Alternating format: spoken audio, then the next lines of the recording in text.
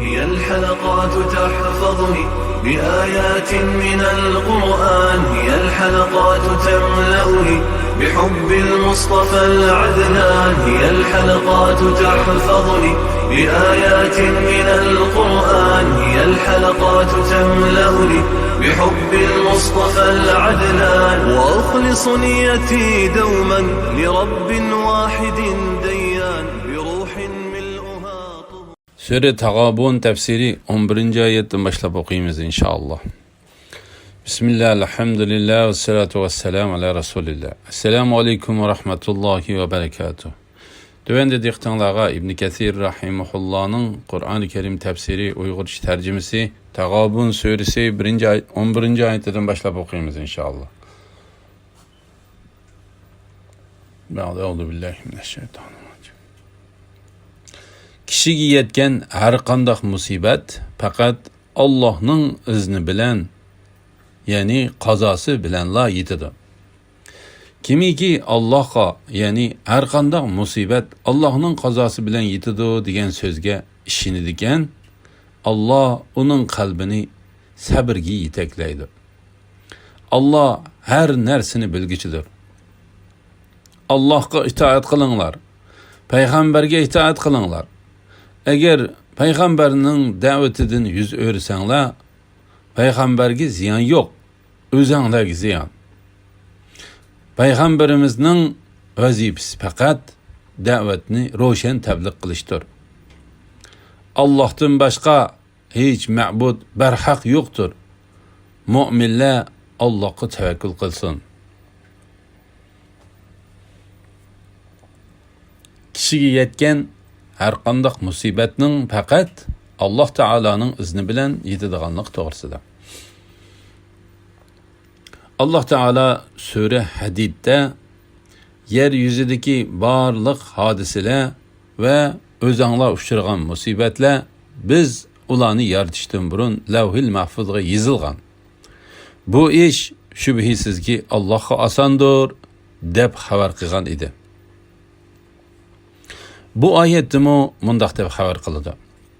Kishiga yetgan har qanday musibat faqat Allohning izni, ya'ni qazosi bilan yetadi.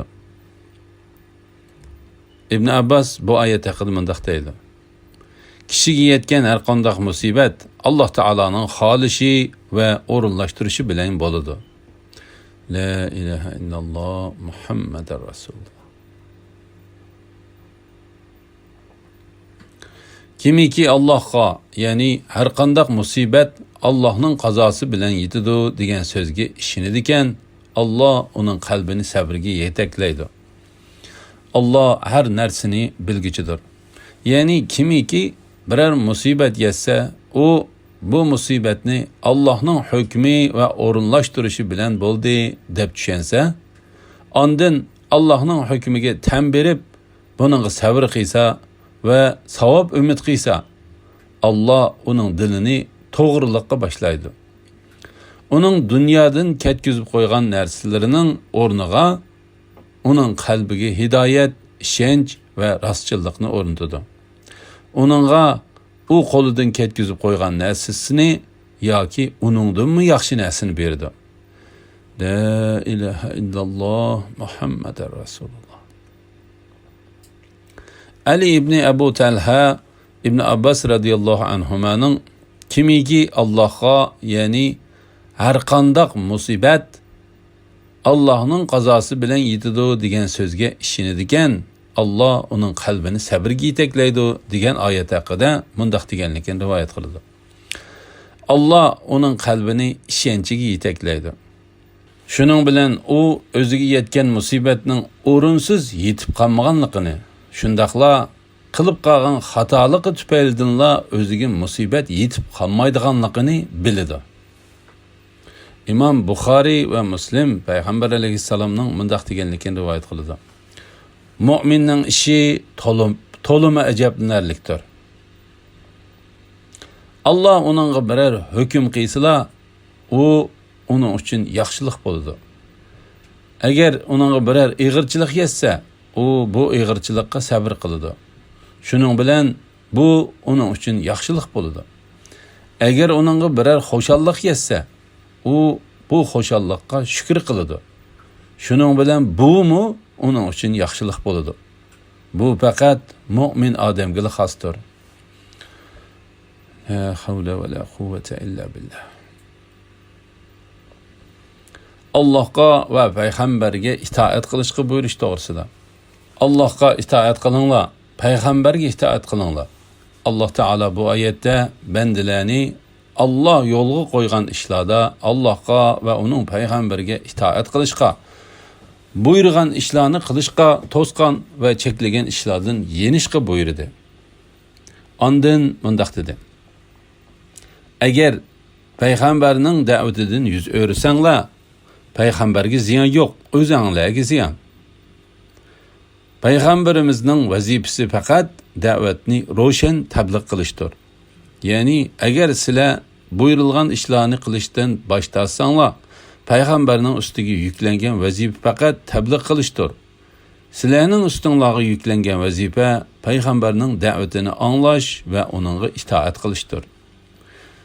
Zuhri mundaq deydi: Payg'ambar avatish Allohning ishidir. Payg'ambarlikni yetkizish payg'ambarning vazifasidir. Bizning vazifamiz bo'lsa bo'ysunishdir. La ilaha illalloh Muhammadar Rasululloh. Tavhid haqida. Allah Taala o'zidan boshqa hech ilohning yo'qligini, hamma narsaning o'ziga muhtoj ekanligini, o'zining tanho bir Allah ekanligini xabar qilib mundaq deydi: Allohdan boshqa hech ma'bud barhaq yo'qdir. Mu'minlar Allohga tavakkul qilsin. Ya'ni Allohni bor va bir deb bilinglar. Uningga ixlos bilan ibodat qilinglar va uningga tavakkul qilinglar. Alloh Taala bu vaqtda mundaq deydi: U mashriqning va mag'ribning Rabbidir. Uningdan boshqa hech iloh barhaq yo'qdir. Uni hami qilib olgan, ya'ni hamma ishingni uningga topshirgan. Ey mu'minlar, sizlarning ayollaringlardan, bolallaringlardan sizlarga dushman bo'ladiganlarmi bor? Ulardan ehtiyot qilinglar. Agar ularni afu qilsanglar, kechirsanglar, mag'firat qilsanglar, Allah sizlarni mag'firat qiladi. Allah hakikaten nihayet mağfiret kılgıcıdır, nihayet mehribandır. Sizlerinin mallarınla, ballarınla sizlerge Allah tarafından bir türlük sınaktır. Allah'ın dergahida kat savab var. Taqıtınlarının yetişçe Allah'a takvadarlık kılınlar.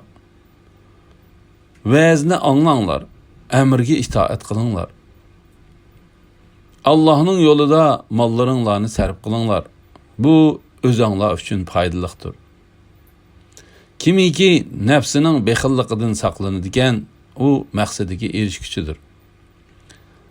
Allah'a qarz həsənə bəsənlər, yəni məmnuniyyət bilən sədqə bəsənlər, Allah sizlərə onun savabını həssiləb verir. Sizlərə məğfirət qılıdır. Allah az yaxşılıqqa köp savab bergiçidir. Halimdir. Yani bendilerini azaplaşqa aldırıp ketmeydi. Allah gayibni ve aşkarını bilgiçidir. Galiptir. Hikmet bilen iş kılgıçıdır. Ayollarının ve balılarının fitnesinden ihtiyat kılış doğrusudur. Allah Teala bu ayette ayollarının erlerge, balılarının ata-analarga düşman bo'ladiganlarimi borligini, ya'ni ularning yaxshi amal ibodatlarni qilishga to'sqinlik qiladiganligini xabar qildi. Bu vaqtda Alloh taolo mundaq degan: Ey mu'minlar, juma kuni juma namoziga azan aytilsa, Allohni yod etishga, ya'ni juma xutbasini anglashga va juma namozini ado qilishga oldirib beringlar. Ilm setimni qo'yib turinglar. Agar bilsanglar, bu sizlar uchun yaxshidir. Ulardan ehtiyot qilinglar. Bu ayet haqida İbn Zeyd mundaq deydi. Yani dininglarda çın turinglar. Mujahid, sizlarning ayollaringlardan, bolalaringlardan sizlarga dushman bo'ladiganlarimi bor degan bu ayet haqida mundaq deydi. Yani ayol kishi erini urug' tuqqanlaridan aloqasini uzishga yoki Rabbiga osiylik qilishga ilib boradi. Shuning bilan bu ayolni yaxshi ko'rganlikdan ayolining digini bo'yicha ish qiladi. La havla va la quvvata illa billah. La ilaha illalloh Muhammadur Rasululloh. Ey mu'minlar, sizlarning ayollaringlardan, bolalaringlardan sizlarga dushman bo'ladiganlarimi bor? Ulardan ehtiyot qilinglar. Bu oyat haqida İbn Abu Hatim İbn Abbasning mundaq deganligini rivoyat qiladi. Ular Makkada musulmon bo'lgan bir qism erlar bo'lib, ular payg'ambar alayhisalomning qishig'i hijrat qilmoqchi bo'lganda, ularning ayollari va bolalari ularni hijrat qilg'ili qo'ymaydi. Keyin ular payg'ambar alayhisalomning qishig'i hijrat qilib kelib, kishilarning dinida olim bo'lib ketganligini ko'rib, ayollarini va bolalarini jazolamoqchi bo'ldi. Alloh taolo agar ularni afo qilsanglar, kechirsanglar, mag'firat qilsanglar, Allah sizlarni mag'firat qiladi. Allah haqiqatan nihoyat mag'firat qilg'uchidir, nihoyat mehribondir degan oyatni nozil qildi. Bu qissani Imom Tirmiziy rivoyat qilgan. Sizlarning mollaringlar, bolalaringlar sizlarga Alloh tarafidan bir turlik sinoqdir. Allohning dargohida katta savob bor. Yani insonlardan kimning Allohga itoat qiladiganligini va kimning osiylik qiladiganligini ayirish uchun Alloh taolo ularni mol-mulk va bolalar bilan sinaydi. La ilaha illalloh Muhammadur Rasululloh. Qiyomat kuni Allohning dargohida katta savob bordir. Alloh taolo bu vaqtda mundaq deydi. Ayollar, o'g'illar, oltin kumushdan to'plangan ko'p mollar, arg'amoqlar, chorvalar va ekinlardan iborat ko'ngil tortadigan narsalarning muhabbati insonlarga chiroyli ko'rsatildi. Ular dunyo tirikchiligida manfaatlanadigan baqosi yo'q shaylardir. Allohning dargohida bo'lsa qaytadigan go'zal joy, ya'ni jannat bordir. Shuning uchun boshqaga emas, jannatga qiziqish kerak. Ey Muhammad sallallohu alayhi vasallam, qavminga aytqinki, sizlar ulardanmi, ya'ni dunyoning zibu zinnatlari va ne'matlaridanmi yaxshi bo'lgan narsalarni aytib beraymi? Taqvodorlar uchun Rabbi huzurida ostidan o'stanglar eqib turadigan jannatlar bo'lib, ular jannatlarda mangu qoladi. Jannatlarda pok juftilar bor. Taqvodorlar uchun yana Allohning rizosi bor. Allah bandilarini, ya'ni ularning hamma ishlarini ko'rib turuvchidir. La ilaha illalloh Muhammadur Rasululloh. Imom Ahmad Buraydaning mundaq deganligini rivoyat qiladi. Payg'ambar alayhisalom bir kuni xutba o'qiyotganda Hasan va Husayn radhiyallohu anhumalar yetib keldi. U ikkisining ustida qizil raqtdan tikilgan ko'ynak bor edi. Ular yiqilib, qo'pib meng'otadi. Shuning bilan payg'ambar alayhisalom munbardan tushib, u ikkisini ko'tarib chiqib, oldiga qo'yib turib mundaq dedi. Alloh va uning payg'ambari sizlarning mollaringlar, bolalaringlar sizlarga Alloh tarafidan bir turlik sinoqdir deb to'liq rost aytgan. Men bu ikki bolaning yiqilib qo'pib meng'otganligini ko'rib, savr qilolmasdan so'zimni uzib, bu ikkisini ko'tarib oldim. Bu hadisni Imom Abu Davud, Tirmiziy, Nasa'iy va Ibn Majah qatorliqlar rivoyat qilgan. La havla va la quvvata illa billah. Kuchining yetishicha taqvodorlik qilishga buyurish to'g'risida. Taqatinglarning yetishicha Allohga taqvodorlik qilinglar. İmam Buxoriy va Muslim Abu Hurayra radhiyallohu anhudan payg'ambar alayhissalomning mundaq deganligini rivoyat qiladi. Agar men sizlarni biror ishni qilishga buyursam, sizlar kuchinglarning yetishicha uni qilinglar. Men sizlarni biror ishni qilishdan to'ssam, uningdan yeninglar. Va'zini anglanglar. Amriga itoat qilinglar. Ya'ni Allah va uning payg'ambari sizlarni buyurgan ishga bo'ysuninglar. Buyruqning sirtiga chiqib ketmanglar. Allah va uning payg'ambarining oldida hech qanday so'zni va ishni oldi bilan qilmanglar. Sizlar qilishga buyurilgan ishda ixtilof qilishmanglar. To'salgan ishlarni qilishdan yeninglar. Sadaqa berishga rag'batlantirish to'g'risida. Allah'ның yolida mallaringlarni sarf qilinglar. Bu o'zinglar uchun foydalidir. Ya'ni Allah sizlarga rizq qilib bergan narsalardan urug' chiqqanlarga, faqirlarga, miskinlarga va muhtojlarga beringlar. Allah sizlarga yaxshilik qilgandek, sizlarmi Allah'ның bandalariga yaxshilik qilinglar. Bu o'zinglar uchun dunyo va oxiratda yaxshidir. Unda qilmasanglar, bu dünya ve ahirette özenglerge ziyanlıktır. La ilahe illallah Muhammed Resulullah. Kimiki nefsinin bexilliqidan saqlanadigan, o maqsadiga erishkichidir. Bu oyatning tafsiri Sura Hashr'dagi o'xshash mazmunni o'z ichiga olgan oyatning tafsirida tafsiliy bayon qilindi va bu oyatga aloqador hadislarmi rivoyat qilindi. Shunga bu yerda bu to'g'riliq takrorlab o'ltirmaymiz. Allohga qarzi hasana bersanglar, ya'ni mamnuniyat bilan sadaqa bersanglar, Allah sizlarga uning savobini hassilab berdi. Sizlarga mag'firat qiladi. Ya'ni sizlar Allah yo'lida qanchalik narsa sarf qilsanglar, Allah uning o'rnini to'ldirib berdi. Sizlar qanchalik narsa sadaqa bersanglar, Allah uning mukofotini berdi. Allah Taala yo'lida yaxshilik qilish qarz berishga o'xshatildi. Imom Muslim rivoyat qilgan bir hadisda Allah Taala kim zulm qilmasdan va o'zini muhtoj holatga tushirib qo'ymasdan qarz hasana berdi, deydi deb bayon qilingan. Shunga Allah Taala bu oyatda Allah sizlarga uning savobini hassilab berdi deydi. Bu vaqtda Sura Baqaradami mundaq degan. Kimiki Allohga qarz hasana beradigan, ya'ni Allohning yo'lida pul milini xoshallik bilan sarf qiladigan, Allah uningga necha hassa, ya'ni 10 hassidan 700 hassigacha ko'p qaytaradi. La havla va la quvvata illa billah.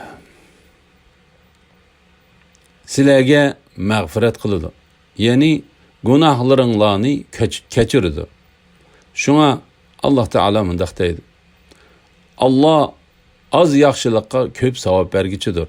Halimdir. Ya'ni bandilarini azoblashga aldirib ketmaydi. Allah ularning gunohlarini afo qiladi va mag'firat qiladi. Ayiblarini yoshiradi. Xatoliklaridan va yomonliklaridan o'tib ketadi. Allah g'ayibni va oshkorni bilguchidir. G'olibdir. Hikmat bilan ish qilguchidir. Bu oyatning tafsiri bu oyatga o'xshaydigan oyatlarning tafsirida tafsiliy bayon qilindi. Alhamdulillah. Shuning bilan Sura Tag'obunning tafsiri tugdi. Jami hamd sana va madhiya Alloh xosdir. Kelar qitimda Sura Taloq tafsiridan birinchi oyatdan boshlab o'qiymiz inshaalloh. Va sallallohu ala Muhammad va ala alihi va sahbihi va sallam. Assalomu alaykum va rahmatullohi va barakatuh.